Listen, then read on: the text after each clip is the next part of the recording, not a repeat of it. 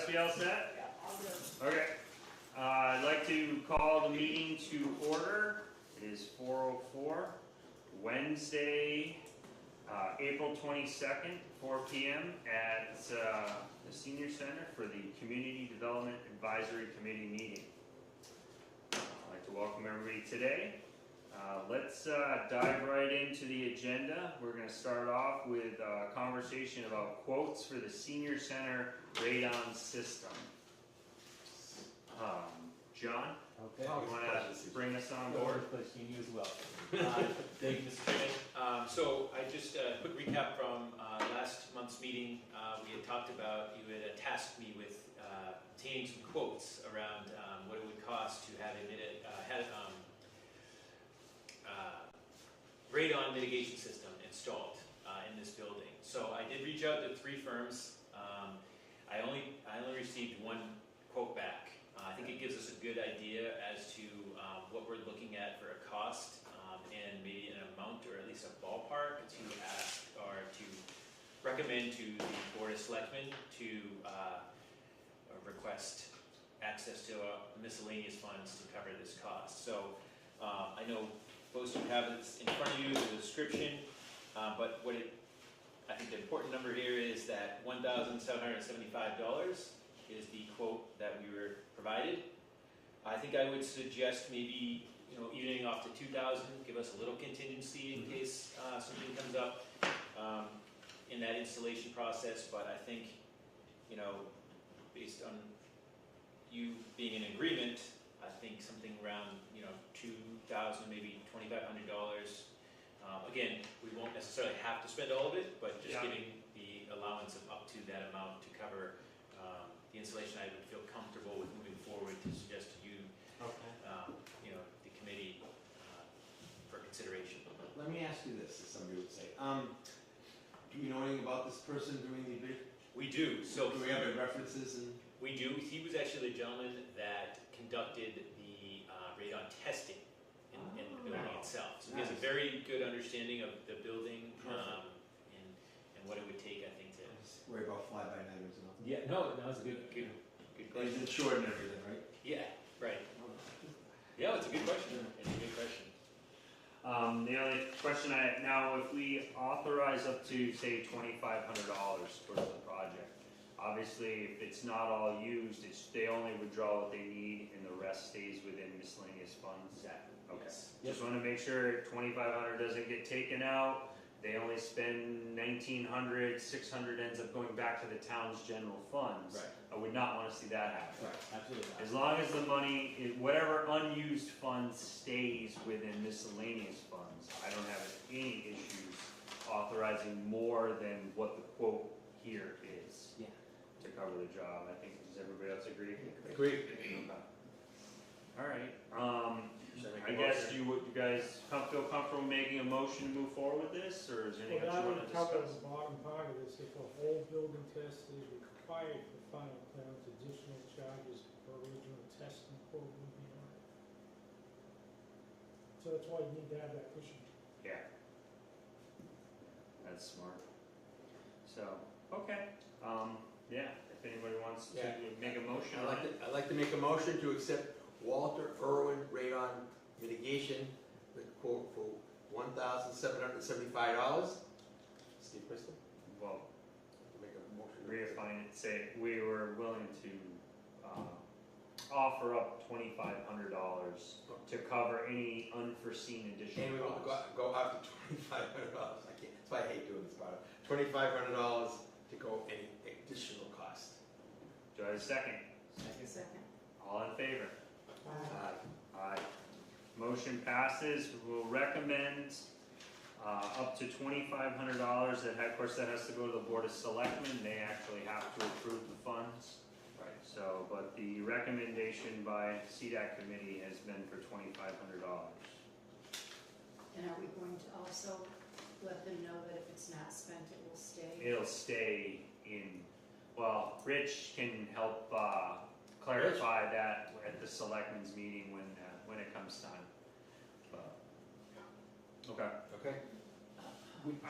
Would you like me to send an email to notify the town administrator, or Please. Okay. Why don't you do that, I John? see everyone in Yeah, that. just, involve everyone in the group. But I'll make a statement on behalf of On behalf of the CDAC committee, that we'd like to recommend to the selectmen to using up to $2,500 in miscellaneous funds for the installation of the radon system, or area mitigation system. Okay. All right, that's checked good. Let's go into grant programs. Do we have any community one-stop for growth updates? Anything, John? Not for me. No, that was Pulaski and Cottage Street project, I believe. was going Engineering on. design? Yes, because I know I did have a little correspondence with Bill Storty this week on that. Oh, good. Just talking about, they were going to camera scope all the drainage system because they weren't, there was no real plans laid out to show where all the drainage goes in the Pulaski and Cottage neighborhood. So they wanted to, what was there, they want to make sure it was in good shape or could be repaired, and then to see obviously it needs new upgrades and new stuff added, or and then I think they were also looking at water and sewer in that area as well. So I know that was all part of the project. Is that gonna address tie-ins to the sewer? Well, the houses in the obviously I'm not sure, I think from the mills, I think comes up to the South Street to the front. But all those houses and stuff, I know it goes up to their service, to their gates, and then it's up to them if they want to replace from the gate to the All house. right, because Yeah, I'm going back to that issue we had back here on Cottage Street a couple of years back, the two houses mhm. on one line.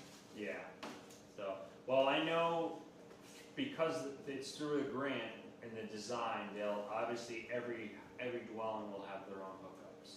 So I know where, or the town side, or on this side, the grant side, would take it to the shut-offs, to the gates, and it's up to the property owners to tie into it from there. So, but we can only bring it to that line, and then they have to, they can either make arrangements while the project is ongoing. A lot of times the contractor will give them discounts if they wanna do their tie-in right then and there, while the machines are all there. Or they don't have to do that, they can have somebody else do it, or not tie in at all, I don't know what they do. But, again, I know it's to take it to at least the shut-offs, that's our end of it. So, that was the only updates I know I had for that project. Next on the list is MVP, Municipal Vulnerability Preparedness. We had a pretty big week last week for MVP. I had my quarterly meeting with our region director and his supervisor from the EEA. They came out to Warren and met in my office, and then we went and walked one of the potential major sites that we're identifying as a hazard for future grant opportunities, and that is the downtown culvert, starting by Cummings Pond Road and by under some properties. Them next to the town owns a lot of property. There's a small parcel that is privately owned, but there's nothing on it except where the culvert runs under a bunch of sinkholes.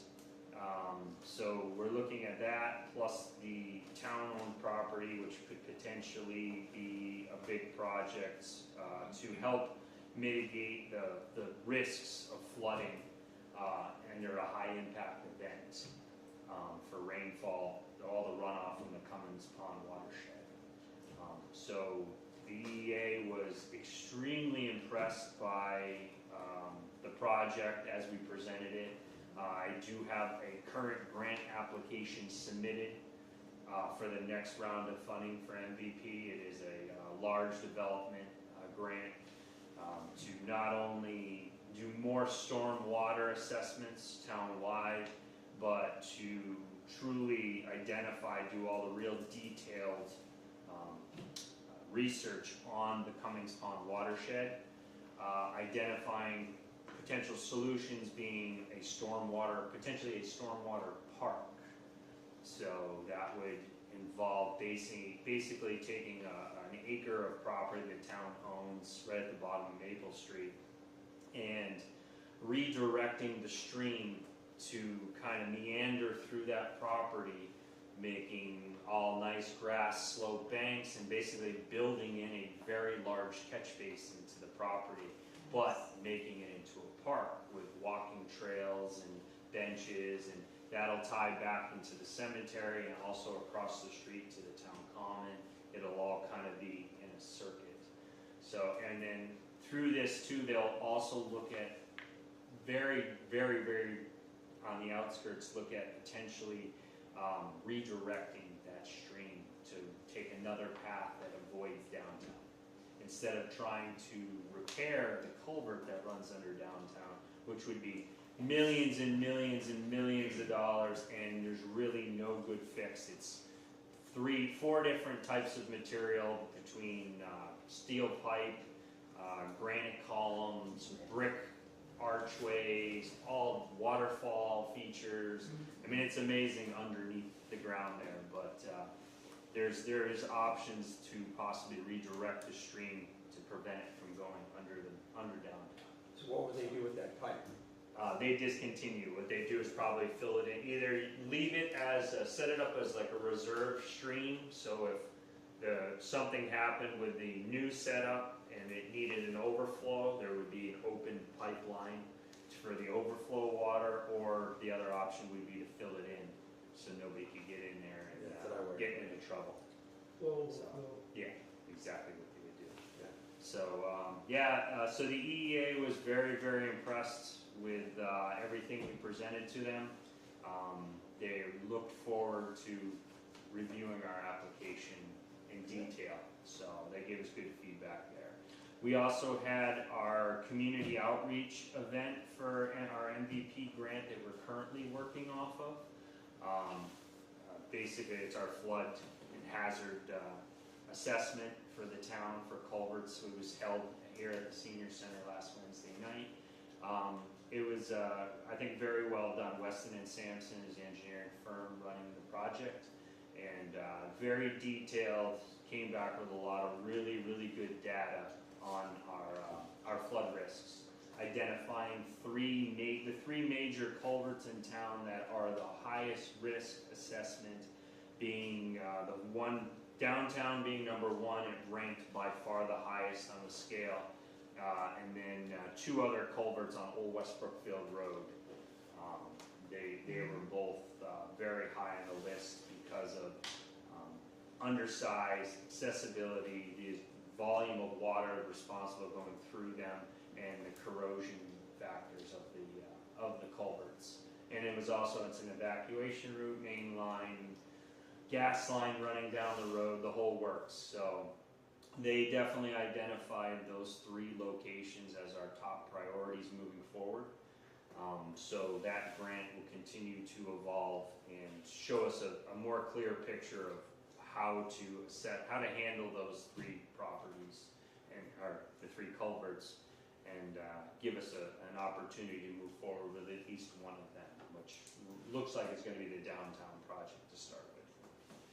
So We talked briefly on the second topic of flooding, Reed Street. You came So, up with some interesting information.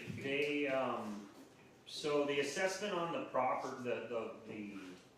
road it was an extremely solid based road where the flooding is minor, it's frequent, but it doesn't cause damage.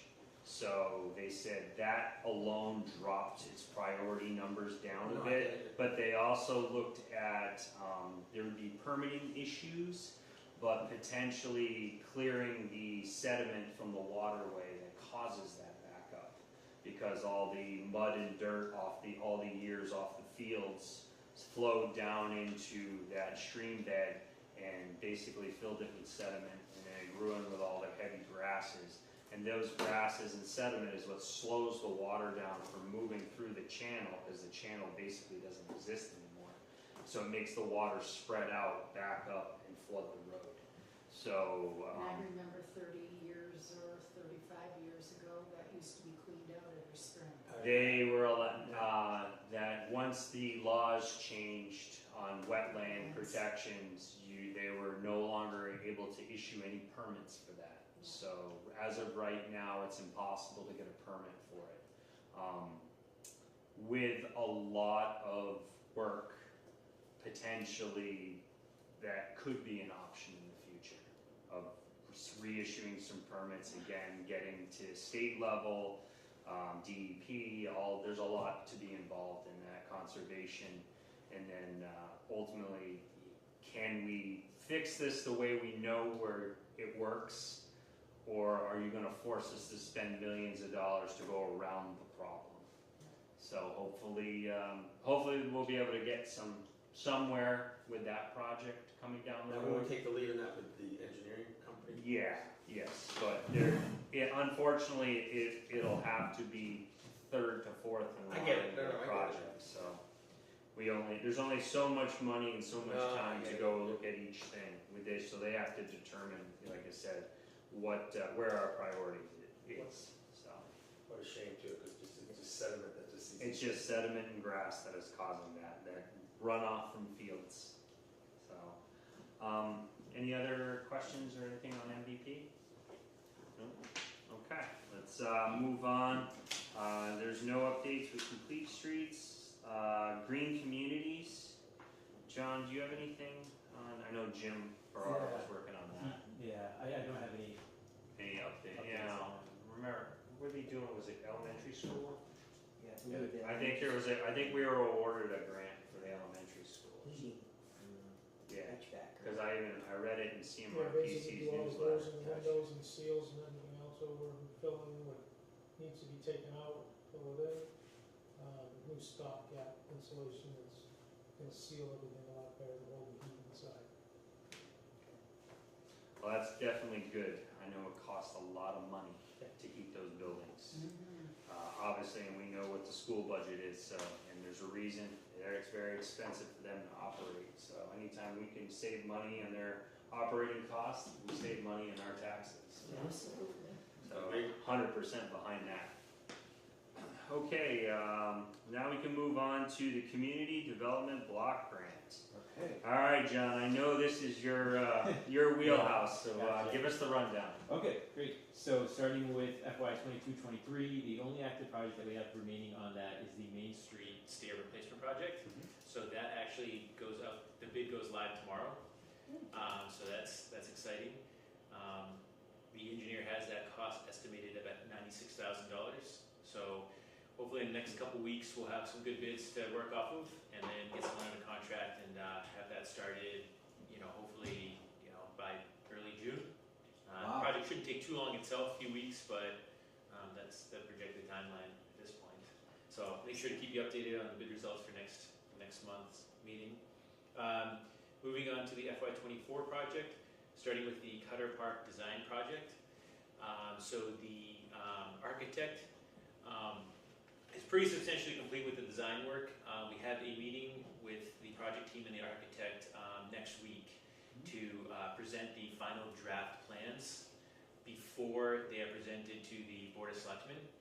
Right now we're trying to target late May, one of the Board of Selectmen meetings during that, to do a public presentation of the outcome of the design. So hopefully that's well received. I'll make sure to send around the date when we actually have that set with the Board of Selectmen. But yeah, that one's pretty close to being wrapped up. I think as far as the design's concerned, it looks good. I think it's something that's going to position the town well with having plans and design specs in place so we can go after the next phase, which is finding funds for construction, which is another topic, but at least we've got the design, we'll have the design in Like place. a multiple phase project? Yes, yeah, in all likelihood, yeah. Oh yeah, anytime we're dealing with funding like for parks and things of that nature where it's difficult to get such a very expensive project funded, you have to break it into phases in order to, whether you would like the handicap accessible part of it done first, that could be one grant, maybe you could do something else. And again, there's multiple funding sources out there, but finding the right fit for that project. But I know there's there's no funding sources whatsoever if you don't have a complete project on paper, ready to go, Shovel-ready. shovel ready. And the project team did a good job setting that expectation off the bat, with the Yes. architect to understand the situation financially and what we want out of the project, so it's, I think, Yeah. we get the best result we can from that, so, yeah, stay tuned, but we'll definitely be present, there'll definitely be a presentation of the design plans. I've seen snips of it, and it's really cool. Yeah. So I think it would be a showcase for our community to have a park like that in a prime location. Yeah. And it's a park that's utilized so much now. I mean, every day I go by there and there's There's so many, Yeah. there's always somebody playing in there, always. And that's something I'd love to see, so. Well, what about the parking situation with the condo owning that? Is that going to be a challenge? Someday they say, we're gonna put something there and So I know for a fact the new design does utilize its own parking spaces within the existing park now. So there will be some parking created by this project. It's not a lot, but at least there's some ADA, some handicap, room for, you know, a handful of vehicles. And as of right now, that I believe we still have an agreement going forward with the condo association to utilize that. They have no plans of doing anything with it except using it for their overflow winter parking. When they need to move their vehicles to plow the snow, that's what they use it for.